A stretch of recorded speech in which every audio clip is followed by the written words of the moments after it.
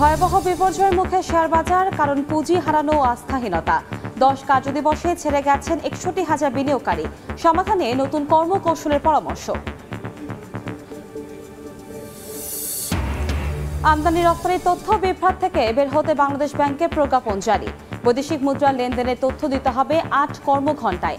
নিয়ম ভেঙে অনেক ব্যাংকে দিচ্ছে ভুল হিসাব। হুট করে অস্থির চালের বাজার। কুষ্টিয়ায় প্রকারভেদে কেজিতে দাম বেড়েছে 4 থেকে 5 টাকা। মোকামে ধানের সরবরাহ কম ও পরিবহন ব্যয় বাড়ার অজুহাত। এবং বেনামি চিংড়ির বাণিজ্যিক চাষে আগ্রহ হারাচ্ছেন খুলনার খামারিরা। মৎস্য বিভাগের শর্তে বেড়াজাল আর পোনা না পাওয়ায় কারণ, লক্ষ্যমাত্রা পূরণ না হওয়ার শঙ্কা।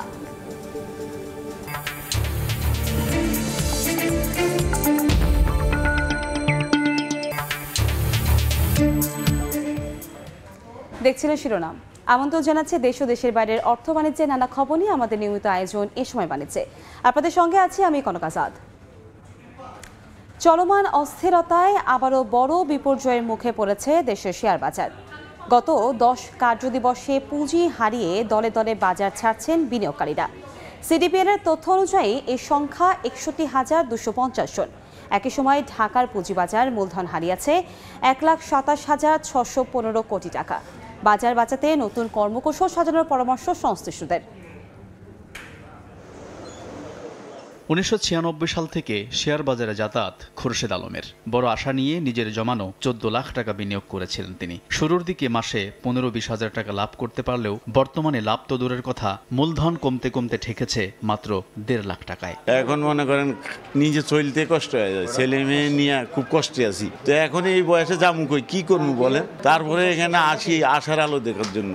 তার মতো অনেকেই এখনও আশা নিয়ে বসে থাকলেও প্রতিদিন শেয়ার বাজার ছাড়ছেন হাজার হাজার বিনিয়োগকারী। সিডিবিএল এর তথ্য বলছে, গত 10 কার্যদিবসে বিও অ্যাকাউন্ট খালি করে বাজার ছেড়েছেন 61,250 জন বিনিয়োগকারী। হিসাব বলছে, সূচকের টানা পতন আর বিনিয়োগ বিমুখ প্রবণতায় গত 10 কার্যদিবসে 202 পয়েন্টের বেশি সূচকের পতনের সঙ্গে ঢাকার পুঁজিবাজার মূলধন হারিয়েছে 1,27,615 কোটি টাকা।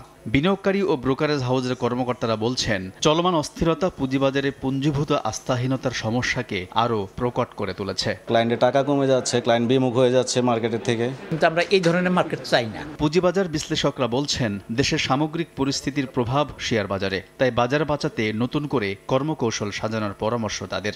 আমরা আগ থেকে বলে আসতেছি 10-15 বছর থেকে, সরকারও হয়তো ইদানিং কিছুটা মনোযোগ দিয়েছিল, কিন্তু এখন আর সম্ভব হচ্ছে না। সেটা যে ভালো কিছু কোম্পানি লিস্টিংয়ে আনা, গভর্নমেন্টের শেয়ারগুলো বিক্রি করা। তো এখনকার সিচুয়েশান এইসব ইস্যুগুলো পিছনে চলে যাচ্ছে। ইকোনমি যদি ওই সুস্থতা আসে, এখানে সুস্থতা আসবে। এদিকে সপ্তাহ জুড়ে বড় পতন হলেও চতুর্থ কার্যদিবস বুধবার কিছুটা ইতিবাচক খবর দিয়েছে ঢাকা স্টক এক্সচেঞ্জ ডিএসসি। প্রধান সূচকটি 10 পয়েন্ট বেড়ে অবস্থান করছে 5,280 পয়েন্টে। অপরদিকে চট্টগ্রাম স্টক এক্সচেঞ্জ সিএসসির সার্বিক সূচক 48 পয়েন্ট বেড়ে দাঁড়িয়েছে 15,093 পয়েন্ট। আলতাফ হোসাইন, সময় সংবাদ, ঢাকা। রাত থেকে মুষলধারে বৃষ্টিতে চট্টগ্রামের বিভিন্ন সড়কে জলাবদ্ধতা সৃষ্টি হয়েছে। ক্রমশমান পানিতে চরম দুর্ভোগে পড়েছেন সাধারণ মানুষ। এই মুহূর্তে প্রবর্তক এলাকায় আছেন রিপোর্টার পার্থপ্রতিম বিশ্বাস। আমরা সরাসরি যাচ্ছি তার কাছে। পার্থ, টানা বর্ষণে বন্দরনগরী চট্টগ্রাম পানির নিচে তলিয়ে গেছে। এই মুহূর্তে আমরা আছি নগরীর কাতালগঞ্জ এলাকায়। এই এলাকায়ও বিস্তীর্ণ এলাকা, কিন্তু আমরা দেখছি নিচু এলাকা বিশেষ করে পানির নিচে একেবারেই তলিয়ে গেছে। শোলকবহর থেকে শুরু করে নগরীর যে আগ্রাবাদ, বদ্দারহাট, চকবাজার সব জায়গায় কিন্তু টানা বর্ষণের কারণে এখন পুরোপুরি পানির নিচে আছে। এবং এইসব নিচু এলাকার যারা ব্যবসায়ীরা রয়েছেন তাদেরকে কিন্তু প্রতি বছর এই বর্ষার সময় চরম ভোগান্তিতে পড়তে হয়, কারণ চট্টগ্রামে মুষলধারে বর্ষণ হোক কিংবা হালকা বর্ষণই হোক, বন্দরনগরী চট্টগ্রামের যে নিচু এলাকাগুলো রয়েছে সেসব এলাকার দোকানপাট, ঘরবাড়ি পানি নিচে তলিয়ে যাবে, সেটি যেন এখন অনেকটাই স্বাভাবিক ঘটনা হয়ে দাঁড়িয়েছে। আর এই কারণে ব্যবসায়ীদের কিন্তু বিশেষ করে ক্ষুদ্র ব্যবসায়ীদের চরম ভোগান্তিতে পড়তে হয়। এবং আজকে যদি এই টানা বর্ষণের সাথে যদি জোয়ারের পানি আসে, সেই জোয়ারের পানিতেও কিন্তু পুরোপুরি বিস্তীর্ণ এলাকা, বিশেষ করে যে নিচু এলাকাগুলো রয়েছে, যে অলিগলি রয়েছে, সেসব অলিগলির যেসব দোকানপাট রয়েছে পুরোপুরি পানির নিচে তলিয়ে থাকবে, সেটি কিন্তু নির্দ্বিধায় বলা যায়। আসলে জলাবদ্ধতা নিরসন প্রকল্পের কাজ চলছে। এছাড়া 3টি সংস্থার 4টি প্রকল্পের প্রায় 12,000 কোটি টাকার কিন্তু জলাবদ্ধতা নিরসন প্রকল্পের কাজ চলছে, কিন্তু তার কোনো সুফল কিন্তু নগরবাসী এখনো দেখতে পাচ্ছে না। একটু জানিয়ে রাখি, গত 24 ঘন্টায় আজকে সকাল 9টা পর্যন্ত 112 মিলিমিটার বৃষ্টিপাত রেকর্ড হয়েছে, এমনটাই আমাদেরকে জানিয়েছে আবহাওয়া অফিস। এবং আবহাওয়া অফিস থেকে জানিয়েছে আজকে সহ আজকে সারাদিন এবং আগামীকালও কিন্তু ভারী বর্ষণ চট্টগ্রামে হতে পারে, সেটি কিন্তু আমাদেরকে জানিয়েছেন। এবং আমরা দেখছি কিছুক্ষণ থেমে থেমে কিন্তু আবারও কিন্তু এই মুহূর্তে টানা বর্ষণ শুরু হয়েছে। সেই বর্ষণে নগরীর যেসব এলাকা রয়েছে, বিশেষ করে আগ্রাবাদ, চকবাজার, বুরাদপুর, কাতালগঞ্জ থেকে শুরু করে বেশিরভাগ এলাকায় কিন্তু আমরা দেখছি পুরোপুরি পানির নিচে তলিয়ে গেছে, জলাবদ্ধতা সৃষ্টি হয়েছে। আর যারা সকালে কাজের উদ্দেশ্যে ঘর থেকে বের হয়েছেন তাদের ভোগান্তি চোখে পড়ার মতো। বিশেষ করে চট্টগ্রাম মেডিকেল কলেজ এলাকা কিংবা আমরা যে জায়গায় আছে এখানে পার্ক ভিউ হাসপাতালে যারা চিকিৎসার উদ্দেশ্যে আসছেন বা যারা যাতায়াত করছেন, চাকরির উদ্দেশ্যে বের হয়েছেন, তাদের ভোগান্তি সবচেয়ে চোখে পড়ার মতো। এবং পানির মধ্যে আমরা দেখছি বিভিন্ন গাড়ি নষ্ট হয়ে কিন্তু চরম ভোগান্তিতে পড়ছে এবং তাদের ব্যবসার ক্ষতি হচ্ছে বলে আমাদেরকে জানিয়েছেন গাড়ি চালকরা। তো এই ছিল আমার কাছে এখনো পর্যন্ত নগরীর কাতালগঞ্জ এলাকা থেকে এখানকার সর্বশেষ খবর। জলাবদ্ধতার খবরাখবর জানতে আমরা সরাসরি যুক্ত ছিলাম চট্টগ্রাম থেকে। আমদানি রফতানির ভুল হিসাব থেকে বের হতে এবার বাণিজ্যিক ব্যাংকগুলোকে কঠোর বার্তা দিয়ে প্রজ্ঞাপন জারি করল বাংলাদেশ ব্যাংক। বৈদেশিক মুদ্রা লেনদেনের তথ্য ফরেন এক্সচেঞ্জ ড্যাশবোর্ড দিতে বেঁধে দেওয়া হয়েছে 8 কর্মঘণ্টা। জারি করে প্রজ্ঞাপনে বলা হয়েছে, ব্যাংকগুলো কী পরিমাণ বৈদেশিক মুদ্রা লেনদেন করছে সেই তথ্য নিয়মিত কেন্দ্রীয় ব্যাংকে পাঠাচ্ছে না অনেক ব্যাংক, আবার অনেক ব্যাংক দিচ্ছে ভুল তথ্য। গেল মে মাসের শুরু থেকে তথ্য বিভ্রাটে ভুগছে দেশের আমদানি রফতানি হিসাব। এবার বৈদেশিক মুদ্রা লেনদেনের ভুল হিসাবের দাবি তুলে ধরে প্রজ্ঞাপনী জারি করল বাংলাদেশ ব্যাংক। বুধবার বাংলাদেশ ব্যাংকের ফরেন এক্সচেঞ্জ অপারেশন ডিপার্টমেন্ট থেকে জারি করা প্রজ্ঞাপনে বলা হয়েছে, ব্যাংকগুলো কী পরিমাণ বৈদেশিক মুদ্রা লেনদেন করছে সে তথ্য নিয়মিত কেন্দ্রীয় ব্যাংকে পাঠানোর নিয়ম রয়েছে, কিন্তু অনেক ব্যাংকই তা মানছে না। কিছু ব্যাংক দেরিতে দিলেও অনেক ব্যাংক আবার দিচ্ছে ভুল তথ্য। এতে ব্যাংক অফ পেমেন্ট হিসাবায়ন ও মুদ্রানীতি বাস্তবায়নের সমস্যায় পড়ছে কেন্দ্রীয় ব্যাংক। এমন পরিস্থিতি থেকে উত্তরণের পথও দেখানো হয়েছে প্রজ্ঞাপনে। এখন থেকে আমদানি রফতানির এলসি বৈদেশিক মুদ্রায় যে কোনো মূল্য পরিশোধ ও প্রাপ্তির 8 কর্মদিবসের মধ্যে ড্যাশবোর্ডে তথ্য দিতে হবে। এছাড়া ড্যাশবোর্ডে ঠিকমতো তথ্য দেওয়া হচ্ছে কিনা তা ব্যাংকের প্রধান কার্যালয়ের সংশ্লিষ্ট বিভাগের মাধ্যমে কার্যকর তদারকি করতে হবে।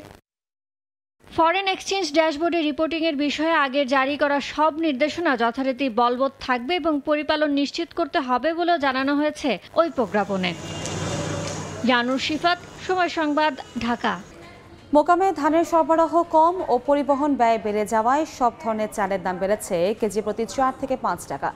চালের বাজারে সবশেষ পরিস্থিতি জানতে কুষ্টিয়ার খাজানগরে আছেন রিপোর্টার SM রাশেদ এবং নওগাঁর পৌর চাল বাজারে আছেন রিপোর্টার MR রকি। প্রথমে যাচ্ছি রাশেদের কাছে। রাশেদ, কুষ্টিয়ায় ধানের বাজারের অজুহাতে কিন্তু মিল মালিকেরা কুষ্টিয়ার খাজানগর মোকামে চালের দাম বৃদ্ধি করেছে বিভিন্ন প্রকারের 4 থেকে 5 টাকা। যেটি কিন্তু আসলে অস্বাভাবিকভাবে চালের দাম বৃদ্ধি পেয়েছে। তবে মিল মালিকরা দাবি করছে যে যেহেতু ধানের বাজার বৃদ্ধি সেই কারণে কিন্তু চালের বাজার বৃদ্ধি হয়েছে। এছাড়া তাদের কিন্তু যে কুষ্টিয়া মিল মালিক যারা আছে তাদের কিন্তু চাল ক্রয় করার পরে তাদের একটা পরিবহন খরচ আছে এবং চাল এখানে ক্রাশিং করার পরে এবং ঢাকায় সহ বিভিন্ন বাজারে পাঠাতে তাদের একটি বাড়তি খরচ কিন্তু বহন করতে হচ্ছে, যার কারণে কিন্তু চালের দাম বৃদ্ধি পেয়েছে বলে আমাদেরকে জানিয়েছেন মিল মালিকেরা। তবে হঠাৎ করে যে চালের দাম যে 4 থেকে 5 টাকা বৃদ্ধি পাওয়ার কারণে কিন্তু সারা বাংলাদেশের বাজারে কিন্তু একদিনের মধ্যে এই চালের বাজার কিন্তু আবার অস্থিতিশীল হয়ে পড়বে বলে আমাদেরকে জানিয়েছেন সাধারণ মানুষ এবং এখানে স্থানীয় ব্যবসায়ীরা। তারা জানান যে মূলত ধানের দাম বৃদ্ধির কারণে বৃদ্ধি পেয়েছে চালের দাম। তবে কী কারণে এরকম বৃদ্ধি পাচ্ছে এবং তারা কিন্তু এখন পর্যন্ত সঠিক কোনো জবাব কিন্তু দিতে পারছে না, কারণ সারা বাংলাদেশ থেকে নাকি তাদের যে ধান ক্রয় সেই ধান ক্রয় কিন্তু অতিরিক্ত টাকা ব্যয় করতে হচ্ছে এই ধানের পেছনে এবং তাদেরকে অতিরিক্ত টাকা দিয়ে কিন্তু ধান ক্রয় করতে হচ্ছে, যার কারণে চালের দাম বৃদ্ধি পাচ্ছে বলে আমাদেরকে জানিয়েছেন মিল মালিকরা। তবে এই বিষয়ে বিষয়ে আমি চালের দাম বৃদ্ধির বিষয়ে কুষ্টিয়া জেলা পরিষদ আমাদেরকে জানিয়েছেন, যেহেতু কুষ্টিয়ায় বিভিন্ন মিলে এবং বিভিন্ন গোডাউনেও যদি চাল কেউ অতিরিক্ত থাকে তাহলে তাদের বিরুদ্ধে আইনগত ব্যবস্থা নেওয়া হবে। তবে কুষ্টিয়ায় এখন নওগাঁ নিয়ে এসে চালের বাজার নিয়ে আমাদেরকে জানাবেন সহকর্মী এমআর রকি। চালের দর বৃদ্ধির জন্য যে কারণগুলো তারা বলছেন, আসলে হাটে এই সময় ধানের কিছুটা সরবরাহ কম, অন্যদিকে যেসব ধান আসছে একটা বাড়তি দরে তাদের কিনতে হচ্ছে, এরকম একটি অজুহাতকে দাঁড় করানো হয়েছে এবং এর ফলে কিন্তু চলতি সপ্তাহে অর্থাৎ এই জুলাইয়ের শেষ সপ্তাহ থাকে বাড়তি কিছুটা গুনতে হচ্ছিল চালের দর। তবে গত 3 দিনের ব্যবধানে কিন্তু নওগাঁর পাইকারি মুখে আমরা দেখছিলাম যে প্রতি 50 কেজির বস্তায় 150 থেকে 180 টাকা পর্যন্ত, বিশেষ করে সরু যে চালগুলো নাজির শাল, কাটারি, জিরা এই জাতীয় চালের আসলে দরের বাড়তি দরে গুনতে হচ্ছে এই মুহূর্তে ভোক্তাদের। মোটা যে চালগুলো রয়েছে স্বর্ণা 5, বিআর 28, এই চালগুলো আসলে প্রকারভেদে 2 থেকে 2.5 টাকা বা 3 টাকা পর্যন্ত, এটাও কিন্তু বাড়তি এই মুহূর্তে কেনা বেচা চলছে। এবং পাইকারি মোকামে দরের প্রভাব কিন্তু খুচরা বাজারেও আমরা দেখছিলাম, খুচরা বাজারে প্রতি কেজিতে 2-3 টাকা বাড়তি এই মুহূর্তে তাদের আসলে অনেকটা অস্বস্তিতে ফেলছে। এবং এই যেহেতু চালের এই মুহূর্তে একটা মৌসুম চলছে, বিগত বুড়ো মৌসুমের ধান কিন্তু এই বর্তমানে হাটগুলোতে আসছে, তবে ব্যবসায়ীরা এই গত কয়েকদিনের যে ব্যাখ্যাগুলো তারা তুলে ধরছেন, একদিকে পরিবহনের খরচটা কিন্তু রাজধানী সহ দেশের বিভিন্ন প্রান্তে কিন্তু বাড়তি এই মুহূর্তে গুনতে হচ্ছে। যে ট্রাক তারা ভাড়া গুনেছিলেন 18 থেকে 22 হাজার টাকা, সেই ট্রাকে কিন্তু এখন তারা বলছেন যে 28 থেকে 30 হাজার টাকা লাগছে এবং একটু বাড়তি দরই কিন্তু চালের উপর প্রভাব ফেলেছে। এবং নওগাঁয় আসলে বিগত মৌসুমে প্রায় 12.5 লাখ মেট্রিক টন ধান কৃষকের ঘরে উঠেছিল। এই ধানগুলো কিন্তু কৃষকের হাত বদল হয়ে মিলগুলোতে এই মুহূর্তে আসছে এবং হাটে আসলে গত বেশ কিছুদিন ধরে ব্যবসায়ীরা বলছেন যে পরিমাণ তারা সরবরাহ প্রত্যাশা করছেন, অনেকটা সরবরাহ কম পাচ্ছেন এবং এই কমের কারণে কিছুটা দর বৃদ্ধি, অন্যদিকে একটা কারফিউর প্রভাব ছিল, এরকম একটি অজুহাত আসলে এই মুহূর্তে চালের দর কিছুটা বাড়ানো হয়েছে। এবং 50 কেজির একটি বস্তা, বিশেষ করে স্বর্ণা 5 যে চালগুলো, এই চালগুলো আমরা দেখছিলাম যে চাল প্রতি 50 কেজির বস্তা বিক্রি হচ্ছিল 3200 টাকা, সেই চাল কিন্তু এখন 3300 থেকে 3350 টাকা। অন্যদিকে কাটারি, নাজির যেটা 3300 টাকা ছিল সেটা 50 কেজির বস্তা এখন 3500 থেকে 3600 টাকা পর্যন্ত ঠেকেছে। এরকম একটি বাড়তি দর স্বাভাবিকভাবে ক্রেতাদের ভিতরে কিছুটা অস্বস্তি আমরা লক্ষ্য করছিলাম। এবং চালের একটা মৌসুম রয়েছে, বিগত মৌসুমের ধানই কিন্তু এখন হাটগুলোতে আসছে, পাশাপাশি কিন্তু চালের একটা বড় মোকাম নওগাঁ, এখানে দাম বাড়লে স্বাভাবিকভাবে কিন্তু রাজধানী সহ বিভিন্ন জায়গায় বাড়তি দরের উত্তাপ কিন্তু ছড়িয়ে যায়। এবং এখানকার ব্যবসায়ীরা আরেকটি বিষয় বলছেন যে এখানে 1 টাকা বাড়ানো হলে কিন্তু রাজধানী সহ বিভিন্ন জায়গায় কিন্তু অতিরিক্ত মুনাফার সুযোগ নিয়ে থাকেন এবং এই মুনাফার আসলে একটা প্রভাব কিন্তু এসে এই নওগাঁর ব্যবসায়ীদের ঘাড়ে এসে চাপানো হয়। তো ব্যবসায়ীদের দিক থেকে যে ব্যাখ্যা বলছেন, সেই ব্যাখ্যা অনুযায়ী আসলে অনেকটা অস্বস্তি প্রকাশ করছেন ক্রেতারা এবং একটা বাজারে তদারকির তারা দাবি জানাচ্ছেন। এই ছিল নওগাঁর সার্বিক চালের বেচা কিনার খবর আমার কাছে। চালের বাজারের খবরাখবর জানতে আমরা সরাসরি যুক্ত ছিলাম নওগাঁ ও কুষ্টিয়া থেকে। বাণিজ্যিকভাবে ভেনামি চিংড়ি চাষে আগ্রহ হারাচ্ছেন খুলনার খামার মালিকরা। কারণ হিসেবে মৎস্য বিভাগে নানা শর্ত, দেশে পোনা ও খাবার না পাওয়া সহ নানা সমস্যার কথা বলছেন তারা। এতে শঙ্কা তৈরি হয়েছে চিংড়ি উৎপাদনের লক্ষ্যমাত্রা পূরণের। নিয়ামুল হোসেন কোচির ছবিতে আব্দুল আল মামুন রুবেলের প্রতিবেদন। সম্প্রতি প্রথমবারের মতো বাণিজ্যিকভাবে ভেনামি চিংড়ি চাষে সফলতা দেখা যায় খুলনার বটিয়াঘাটার এই চিংড়ি ঘেরে।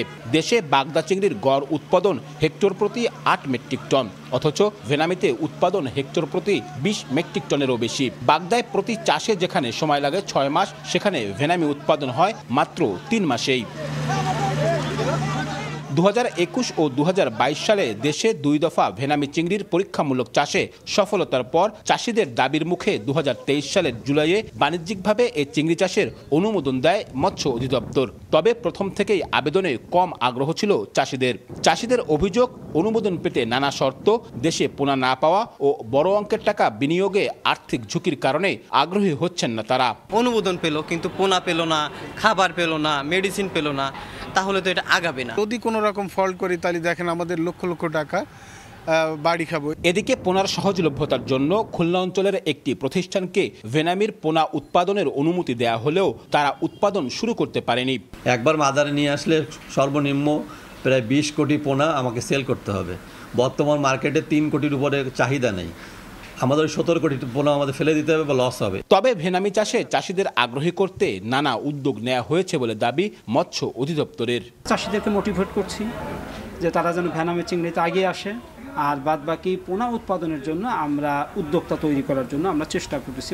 চলতি বছর খুলনা ও সাতক্ষীরায় 29.72 হেক্টর জমিতে ভেনামি চিংড়ি চাষ হচ্ছে। আব্দুল্লাহ আল মামুন রুবেল, সময় সংবাদ, খুলনা। পানি প্রবাহ বাড়ায় পানামা খাল দিয়ে জাহাজ চলাচল বাড়ানোর সিদ্ধান্ত নিয়েছে কর্তৃপক্ষ। দিনে 34টি পরিবর্তে সেপ্টেম্বর থেকে 36টি করে জাহাজ পানামা পাড়ি দিয়ে যাবে আটলান্টিক ও প্রশান্ত মহাসাগরে। এতে এই খাল থেকে আগামী অর্থ বছরে আয় 18% বেড়ে $5.6 বিলিয়ন ঠেকবে বলে জানিয়েছে পানামা কর্তৃপক্ষ। পানামা সামুদ্রিক বাণিজ্যে 82 কিলোমিটার দীর্ঘ এই খালটি পার হয়ে বিশাল বিশাল পণ্যবাহী জাহাজ ঢুকে আটলান্টিক ও প্রশান্ত মহাসাগরে। তবে নাব্য সংকটের পাশাপাশি পানির প্রবাহ নিয়ন্ত্রণের কারণে যখন খুশি তখনই এই খালে ঢুকতে পারে না কোনো জাহাজ। যেমন বর্তমানে দৈনিক মাত্র 34টি জাহাজ পারাপারের সুযোগ পায় বৈশ্বিক জাহাজ পরিবহন খাতে 5% অবদান রাখা পানামা খাল দিয়ে। তবে আগামী সেপ্টেম্বর থেকে জাহাজ পারাপার বাড়ানোর ঘোষণা দিয়েছে পানামা খাল কর্তৃপক্ষ। জানানো হয়েছে সেপ্টেম্বর থেকে 36টি করে জাহাজ চলাচল করবে পানামা দিয়ে। আগাম বর্ষাকালই শিপিং লাইনগুলোকে এই সুযোগ করে দিচ্ছে বলেও রয়টার্সের খবরে বলা হয়েছে।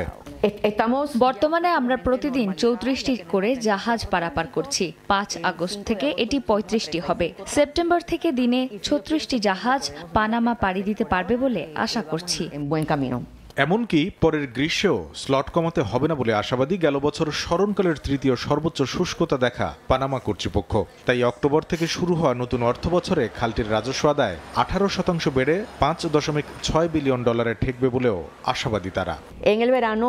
এই খাল দিয়ে বিভিন্ন আকারের জাহাজ চলাচল করে। তেল ও দানাদার খাদ্য যেমন বহন করা হয়, তেমনি ইস্পাতের মতো শক্ত পণ্য ও কাঁচামাল পার হয় জল নিয়ন্ত্রিত পানামা দিয়ে। তাই আমরা চাইলেই স্থল পথের মতো করে পণ্য পরিবহনের সুযোগ করে দিতে পারি না। কিছুদিন আগে খাল দিয়ে পাড়ি দেওয়ার জন্য 21 দিন পর্যন্ত অপেক্ষা করার ধৈর্য নিয়ে লাইনে থাকতো 100-র বেশি জাহাজ, যা ধীরে ধীরে কমছে এমন দাবি করে কর্তৃপক্ষ বলছে জাহাজ পরিবহন সেবায় সঠিক পথেই রয়েছে পানামা। কামরুল হাসান সবুজ, সময় সংবাদ। ইরানে হামাস নেতা ইসমাইল হানিয়াকে হত্যার জেরে বুধবার বিশ্ববাজারে জ্বালানি তেলের দাম প্রায় 3% বেড়েছে। বার্তা সংস্থা রয়টার্স জানায় ব্রেন্টের দাম ব্যারেল প্রতি $2.09 ফের $80 উপরে উঠে গেছে। আর US west Texas intermediate WTI ক্রুডের দাম প্রতি ব্যারেল $3.18 বেড়ে দাঁড়িয়েছে $77.91। হামাস নেতাকে হত্যার পর মধ্যপ্রাচ্যের চলমান সংঘাত আরও বাড়তে পারে বলে শঙ্কিত বিনিয়োগকারীরা, যা আন্তর্জাতিক বাজারে প্রভাব ফেলেছে। এর আগে মঙ্গলবার জ্বালানির তেলের দাম 7 সপ্তাহের মধ্যে সর্বনিম্ন পর্যায়ে নেমে যায় বলেও জানায় রয়টার্স।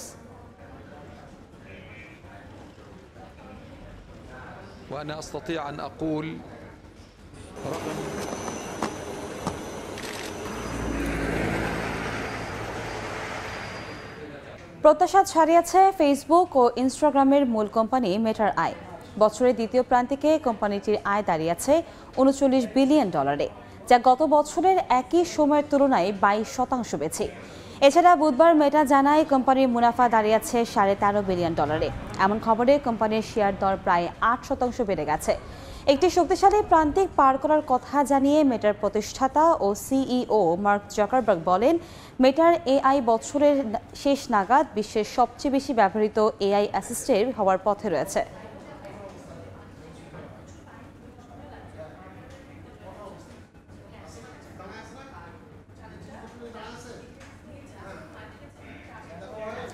এই পর্যায়ে শীর্ষ সংবাদগুলো জানিয়ে দিচ্ছি আরেকবার। ভয়াবহ বিপর্যয়ের মুখে শেয়ার বাজার, কারণ পুঁজি হারানো ও আস্থাহীনতা। 10 কার্যদিবসে ছেড়ে গেছেন 61,000 বিনিয়োগকারী। সমাধানে নতুন কর্মকৌশলের পরামর্শ। আমদানি রপ্তানি তথ্য বিভ্রাট থেকে বের হতে বাংলাদেশ ব্যাংকের প্রজ্ঞাপন জারি। বৈদেশিক মুদ্রা লেনদেনের তথ্য দিতে হবে 8 কর্মঘণ্টায়। নিয়ম ভেঙে অনেক ব্যাংকই দিচ্ছে ভুল হিসাব। এবং হুট করে অস্থির চালের বাজার, কুষ্টিয়া নওগাঁয় প্রকারভেদে কেজিতে দাম বেড়েছে 4 থেকে 5 টাকা। মোকামে ধানের সরবরাহ কম ও পরিবহন ব্যয় বাড়ার অজুহাত।